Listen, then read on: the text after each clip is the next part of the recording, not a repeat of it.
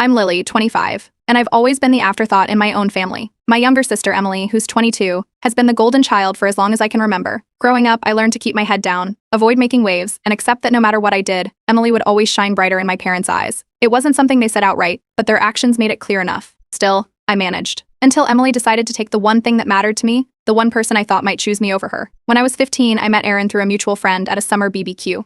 He was tall, had this effortless confidence, and made everyone laugh without even trying. We clicked instantly. For years, he was just around. Study sessions, group hangouts, the occasional coffee when we bumped into each other. I never worked up the courage to tell him how I felt, but I thought the connection we had was special. My parents liked him too, or so I thought. Things shifted a few months ago during a family BBQ. Aaron had stopped by. It wasn't uncommon since our families were close. Emily wasted no time positioning herself right next to him, laughing a little too hard at his jokes and touching his arm like they were longtime friends. I remember the moment she leaned in to ask him about something personal, something I had told her in confidence. She looked over her shoulder at me, smirking as if daring me to react. I didn't. What could I do? My parents were watching, and I already knew how this would go if I said anything. Sure enough, when I pulled my mom aside later and mentioned that Emily was crossing a line, she brushed it off. Lily, don't be silly. It's just a crush. You're making this into something it's not. But it was something. It became clearer over the next few weeks when Aaron started showing up more often, always at Emily's invitation. She'd drag him to family dinners, movie nights, and even casual get-togethers where he really had no reason to be there. Every time, I had to sit there and watch as they got closer. It felt like watching someone move into your home and rearrange everything without asking. And my parents? They were thrilled. They'd never stop talking about how perfect Emily and Aaron were together. The worst part was hearing my mom's voice through the thin walls of our house, talking to a family friend. She said she was glad Aaron and Emily had hit it off because, apparently, I was too introverted to handle a relationship like that. She actually said, Emily's more his speed. It felt like a slap in the face. I started avoiding family events after that, but I couldn't bring myself to stop keeping tabs. Their social media posts were hard to miss, weekend trips, cute couple selfies, inside jokes in the captions. I hated how much I still cared. Every like and comment from friends and family felt like another nail in the coffin of whatever fantasy I'd had about Aaron noticing me. Then, a few weeks later, Aaron proposed to Emily during dinner at my parents' house. I had to sit there, clapping along like everyone else, while Emily squealed and showed off her ring. They didn't even warn me it was happening. I found out later that my parents had known for weeks. Emily had probably planned it that way, knowing it would sting more if I was caught off guard. I excused myself as soon as I could, but even in the bathroom I could still hear them celebrating. Not long after that, I ran into a mutual friend who casually mentioned something that stopped me cold. Apparently, back when Aaron and I were still close, he had been interested in me.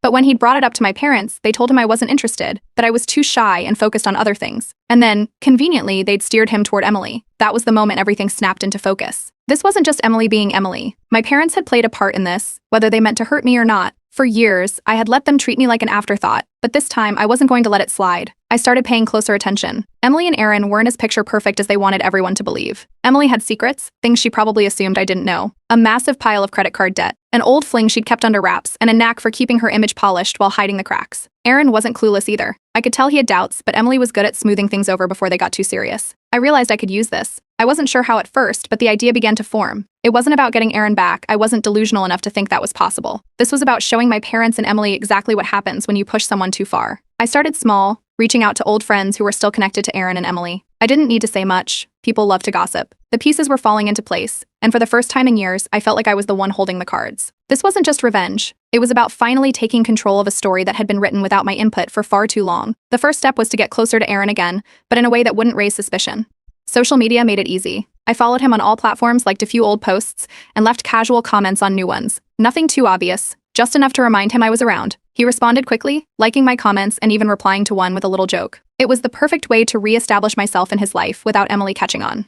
The opportunity to set the wheels in motion came during a family brunch. Emily, of course, was at the center of everything, making loud declarations about the wedding planning process and showing off her ring to anyone who glanced in her direction. Aaron sat beside her, smiling politely but clearly not as engaged as she was. While the conversation shifted to old relationships for some reason, I casually mentioned a name I knew Aaron wouldn't recognize, one of Emily's exes. I didn't say much, just enough to plant the idea that Emily had been in touch with him recently. Aaron's expression didn't change much, but I noticed the way he started paying closer attention to Emily after that. Over the next week, I focused on digging into Emily's spending habits. I knew she wasn't as financially responsible as she pretended to be, and it didn't take long to find what I was looking for. A few social media posts from mutual acquaintances showed her at expensive restaurants and boutique stores, places Aaron definitely didn't frequent. I tracked down someone who'd been with her during one of those outings, and they confirmed she'd been racking up charges on a credit card that Aaron didn't know about. Armed with this, I crafted an anonymous email and attached screenshots of her unpaid bills, framing it as a concerned friend who thought Aaron deserved to know. I didn't have to wait long for the fallout. A mutual friend mentioned that Aaron had started asking Emily questions about their finances. Apparently, she tried to brush it off, but Aaron wasn't letting it go. Their first big argument happened soon after. I didn't witness it, of course, but the tension between them was obvious when I saw them at a family dinner. Emily looked annoyed and barely spoke, while Aaron spent most of the evening scrolling through his phone.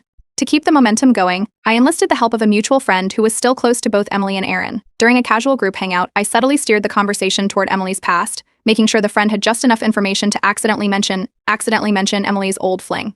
Aaron's face hardened when the topic came up, and though he didn't say much, it was clear the seed of doubt was growing. Aaron started reaching out to me more after that. It began with small talk, but eventually he started confiding in me about his frustrations with Emily. I played the part of the supportive sister perfectly, agreeing that planning a wedding could be stressful, and that communication was key. I never outright badmouthed Emily, but I didn't have to. Aaron was already starting to see the cracks on his own. Emily, however, wasn't blind to the shift. She confronted me one evening, accusing me of trying to sabotage her relationship. I shrugged it off, playing innocent and insisting I just wanted to support her and Aaron. Our parents, predictably, took my side. They waved Emily off, calling me harmless and reminding her that I was only trying to help. The next step required more discretion. I found a way to contact Aaron's closest friend anonymously. Posing as someone who'd heard rumors, I hinted at Emily's past fling and included just enough details to make it believable.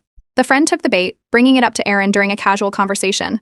That led to yet another confrontation between Aaron and Emily, this time more explosive. From what I heard, Emily accused Aaron of not trusting her, while Aaron shot back that she was hiding too much. It was almost too easy. To add fuel to the fire, I leaked a cryptic post online, something vague enough to stir curiosity but pointed enough for those close to Emily and Aaron to connect the dots. The post implied that their engagement was built on lies, and it spread quickly among their social circle. Wedding planning slowed down noticeably after that. Emily canceled a few appointments, claiming she needed more time to think things through. The tension reached its peak during another family dinner. Aaron showed up late, looking distant and cold. Emily was visibly frustrated, snapping at him over small things until she finally stormed out. Our parents, true to form, sided with Emily, berating Aaron for his behavior. Aaron didn't respond, but I could see the cracks deepening. By this point, the plan was unfolding perfectly. Aaron's trust in Emily was eroding, their relationship was strained, and even my parents were starting to notice that something was off. Emily had always been good at maintaining her image, but with the growing doubts and suspicions swirling around, it was only a matter of time before her carefully crafted facade crumbled, and I wasn't done yet. It didn't take long for Aaron to start showing the cracks in his resolve. One evening, he messaged me out of the blue, saying he'd started therapy to deal with the stress of his relationship. I didn't pry, but I made sure to respond with supportive and encouraging words. He mentioned feeling unsure about whether Emily was the right person for him. I took the opportunity to casually suggest that he deserved someone who's honest and dependable. The message landed just as I'd hoped, leaving him to think about it without making it obvious I was nudging him in a particular direction. Meanwhile, Emily wasn't handling things well. From what I could gather through social media posts and what Aaron shared, she'd started getting more controlling. She demanded constant updates on where he was, got upset if he didn't immediately respond to her texts, and even insisted he spend less time with certain friends. Aaron confided that her behavior was making him miserable, and he didn't know how much more he could take. I played the part of the understanding sister, offering a listening ear and nothing more. Letting him vent without judgment was all it took to strengthen his trust in me. Around this time, I took things a step further. Through one of my connections, I managed to get photos of Emily partying with her ex during the early stages of her relationship with Aaron. She wasn't doing anything incriminating, but the context alone was enough to raise questions. I printed the photos, slipped them into an unmarked envelope, and sent them to Aaron with a typed note. The message simply read, "I thought you deserved to know the truth." No signature, no clues. The impact was immediate. Aaron confronted Emily at a family gathering, demanding answers in front of everyone. Emily tried to deflect, but Aaron wouldn't let it go. She eventually broke down, turning the blame on me and accusing me of poisoning his mind. I stayed calm, insisting I had no idea what she was talking about. Our parents, of course, took her side and accused me of being jealous, but Aaron surprised everyone by defending me. He argued that I'd only ever been supportive and that Emily's actions spoke for themselves. The tension in the room was unbearable, and the fallout spread beyond our family. Word of the photos leaked into Emily's social circle, and her friends began pulling away. It was subtle at first, missed invitations, vague excuses for not meeting up, but it didn't take long for the cracks in her social life to widen. By now, Aaron was openly questioning whether he could go through with the wedding. He even started sharing his doubts with my parents, who were less than pleased. They tried to convince him that Emily was just under stress and that things would improve after the wedding, but Aaron wasn't convinced. At this point, I decided to bring in some reinforcements. I reached out to Aaron's mother, anonymously, and shared details about Emily's behavior and the financial secrets she'd been keeping. I made sure to frame it as concern for Aaron's future, not as an attack on Emily. Aaron's mother was no fool. She started advising him to reconsider the engagement, adding yet another voice of doubt to his growing list of concerns. Things escalated further when Emily canceled their engagement photoshoot, claiming she was too stressed. The decision only fueled more rumors, with people speculating about trouble in paradise. I made sure to subtly stoke the flames, sharing vague comments with mutual friends about how wedding planning could reveal a couple's true compatibility. The whisper spread quickly, and soon everyone was talking about whether Emily and Aaron would even make it to the altar. While this was happening, I reconnected with an old friend who had first-hand knowledge of my parents' blatant favoritism toward Emily. This friend shared stories about how my parents would always defend Emily, even when she was clearly in the wrong, and how they'd dismiss my accomplishments as unimportant. Armed with these stories, I anonymously leaked a detailed post online, exposing their behavior over the years. The post went viral in our community, painting Emily and my parents in an unflattering light. The backlash was swift. My parents' reputation took a hit, with neighbors and acquaintances gossiping about their favoritism. Emily faced even more scrutiny as people began connecting the dots between her upbringing and her current behavior. She tried to do damage control, but the damage was already done. By this point, Aaron was barely speaking to Emily. They still lived together, but the tension was palpable. He started spending more time away from home, often messaging me to vent about how suffocating things had become. Emily, on the other hand, was growing increasingly paranoid, convinced that I was behind everything. She wasn't wrong, but she had no proof. The foundation of their relationship was crumbling, and the cracks were widening by the day. I didn't need to push much harder. Emily and my parents were doing most of the work for me. The breaking point came sooner than I expected. Aaron officially called off the engagement. He didn't do it in some dramatic public scene, though. From what I heard, he sat Emily down in their apartment and told her it wasn't working. He cited irreconcilable differences, and that was that. The news spread quickly. Emily, of course, made sure everyone knew her side of the story first. She spiraled, blaming me publicly for sabotaging her relationship. She called me out at family gatherings, in group chats, and even hinted at it on social media. But I stuck to my strategy: stay calm, stay collected, and deny everything. I let her rant while playing the innocent, supportive sister. Aaron wasted no time moving out of their shared apartment. He rented a place closer to work and started throwing himself into his career. Emily didn't take it well. She begged him to reconsider, trying to spin the breakup as a temporary setback. When that didn't work, she showed up at his new place unannounced, leaving tearful messages on his doorstep. Aaron wasn't having any of it. He started ignoring her calls and texts, and even skipped a few family dinners to avoid seeing her. The distance he put between himself and our family only made things worse for Emily. Around this time, I decided it was time for another push. I leaked more details about Emily's financial mismanagement, nothing too obvious but enough to paint her as irresponsible. A screenshot of her overdue credit card statements, paired with a comment about poor financial planning, made its way to the right people. The damage was immediate. Her reputation in her professional and social circles took another hit, and people started questioning her ability to handle even basic responsibilities. My parents, of course, tried to step in and fix things. They invited Aaron over for a talk, probably hoping to convince him to patch things up with Emily. That backfired spectacularly. Their meddling only confirmed for Aaron that Emily and our parents were a package deal, one he wanted no part of. He left the conversation more resolved than ever to move on, and my parents were left scrambling, unsure how to regain control of the situation. The final nail in the coffin, at least for Emily, was Aaron starting to date someone new. He kept it quiet at first, but it didn't take long for Emily to find out. Her reaction was exactly what I expected. She lashed out, accusing Aaron of moving on too quickly and using the new relationship as a way to hurt her. Her outbursts only made her look worse, pushing more people away. I didn't have to do much to stoke the flames. Emily was burning bridges all on her own. To add to her misery, I made sure my parents found out about Emily's fling with her ex. It wasn't hard. A casual comment about trust being earned, not given, was enough to get them asking questions. Once they started digging, it didn't take long for the truth to come out. My parents were livid, not just at Emily but at themselves for not seeing it sooner. Their golden child wasn't so golden anymore, and they didn't know how to handle it.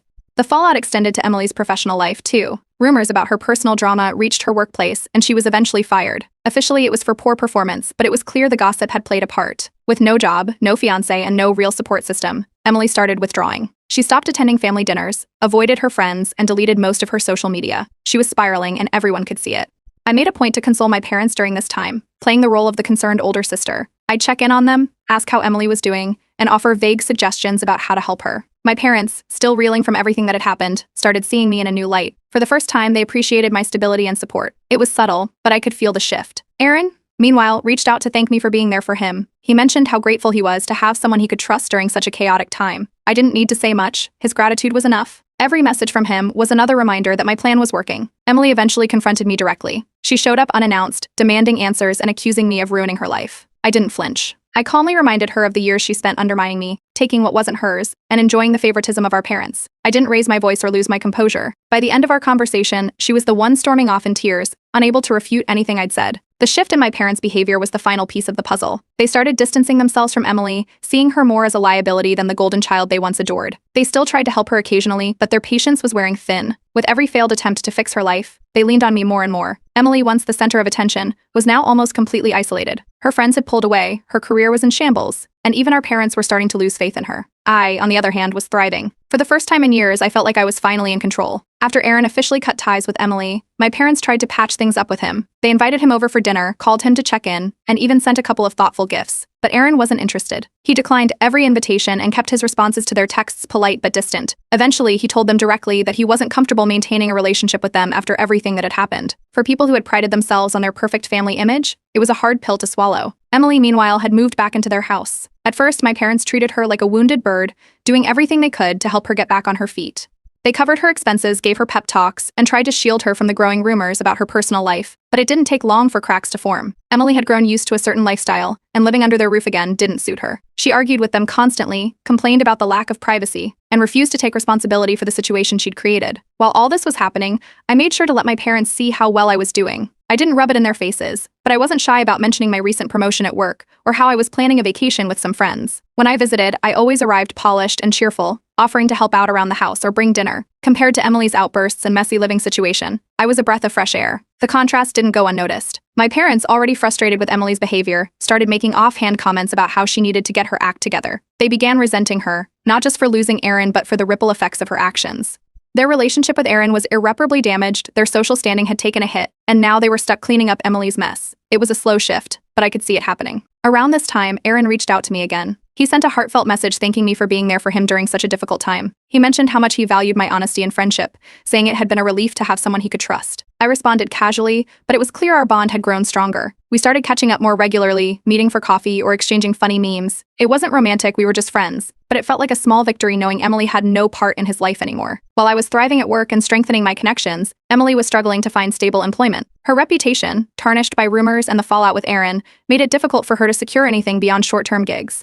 She'd start a job, only to quit or be let go within weeks. Her frustration boiled over into arguments with my parents, who were growing less patient with her excuses. The financial strain eventually forced my parents to make a drastic decision. They sold the family home. The house, once the center of countless family gatherings and holiday celebrations, was now a symbol of their failures. They used the money to cover Emily's debts and downsize to a smaller, more manageable house. I visited their new place soon after they moved in. It was cozy, but a far cry from the home they'd been so proud of. I couldn't resist pointing out how much had changed, subtly reminding them of what their favoritism had cost them. Emily's downward spiral continued. Isolated from her friends and barely scraping by financially, she finally acknowledged some of her mistakes. She apologized to me during one of my visits, admitting she hadn't always treated me fairly. I accepted her apology, but it was clear she wasn't looking for reconciliation, just a shred of sympathy. I gave her none. My parents, too, began expressing regret for how they'd treated me over the years. They apologized during one of our dinners, saying they wished they'd been more supportive of me when I was younger. I smiled and thanked them, but kept them at arm's length. Their regret felt sincere, but it didn't erase the years of neglect. Erin, now fully moved on from Emily, began dating someone seriously. She seemed kind and grounded, and I couldn't have been happier for him. To show my support, I posted a photo of the two of us at a casual lunch, adding a caption about how grateful I was for his friendship. The post sparked rumors among some of our mutual acquaintances, with a few people speculating about a potential romance. I didn't confirm or deny anything, letting the whispers run their course. Emily, meanwhile, withdrew from everyone. She rarely left my parents' house and stopped responding to messages from the few friends who still reached out. Her once vibrant social media accounts were now silent, with the occasional post about self-care or vague inspirational quotes. She had isolated herself completely, leaving me as the clear winner in the family dynamic. Looking back, the shift was undeniable. My parents, once so sure of Emily's bright future and my supposed mediocrity, now saw things differently.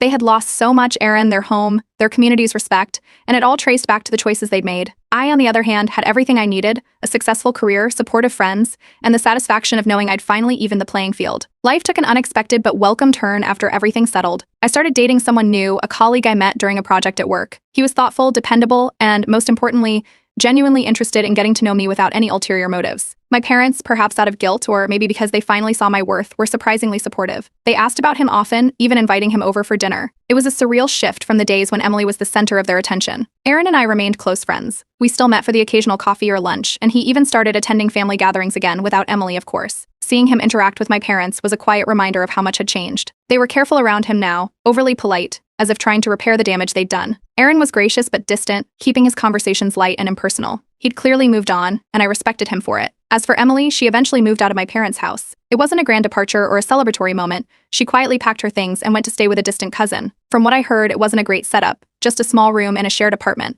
But she didn't have many options left. Her reputation was still in tatters, and my parents had finally decided to cut off their financial support. They'd spent too much bailing her out of her messes, and it was clear she needed to fend for herself. Meanwhile, things were going exceptionally well for me. I received another promotion at work, one that came with a significant raise. With my newfound financial stability, I decided it was time to buy a house. It wasn't a flashy mansion, but it was mine, a beautiful 3-bedroom home in a quiet neighborhood. Once I was settled, I invited my parents over for dinner.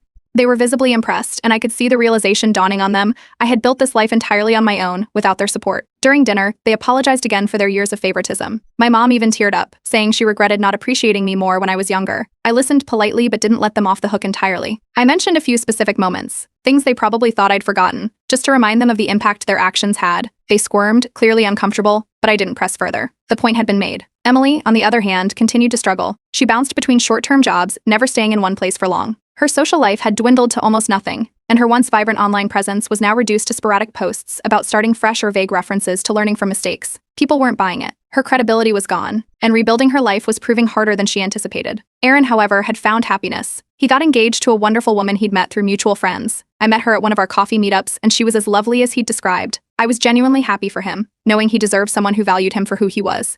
Their engagement was low-key but filled with joy, a stark contrast to the chaos that surrounded his previous relationship. My parents, still trying to salvage their reputation, made small attempts to reintegrate themselves into the community. They attended charity events, hosted modest gatherings at their new house, and tried to project an image of a united family. But the gossip never fully went away. People remembered the stories, the favoritism, and the fallout with Aaron. It wasn't something they could erase with a few good deeds. Emily reached out to me once, sending a long message apologizing for everything she'd done. She asked if we could meet and try to rebuild our relationship. I thought about it for a while but ultimately decided against it. Too much had happened, and I didn't see any benefit in reopening old wounds. I responded politely, wishing her well but making it clear that I was moving forward. Reflecting on everything, I realized how much I'd grown. The years of being overlooked and underestimated had shaped me into someone resilient, someone who could thrive despite the odds. My success wasn't about revenge anymore. It was about proving to myself that I was capable of creating the life I wanted. I celebrated my achievements with a small group of close friends and colleagues, people who had supported me through thick and thin. As we raised our glasses to toast the future, I felt a sense of peace I hadn't experienced in years. The toxic dynamics of my past no longer defined me. I was free to live on my own terms, surrounded by people who genuinely cared about me. My parents, still burdened by their regret, tried to bridge the gap with me whenever they could. Their attempts were clumsy but sincere. I kept them at arm's length, not out of spite but as a reminder that trust, once broken, takes time to rebuild. They'd finally recognized the damage their actions had caused, but the scars remained. As for Emily, her journey was her own now. I wasn't part of it, and I didn't need to be. She had made her choices, and I had made mine. The difference was that I had chosen to rise above it all, to build a life that was mine alone. The story ends here, not with a dramatic finale but with a quiet, satisfying resolution. I had won, not just against Emily or my parents but against the doubts that had held me back for so long. And that, more than anything, was enough.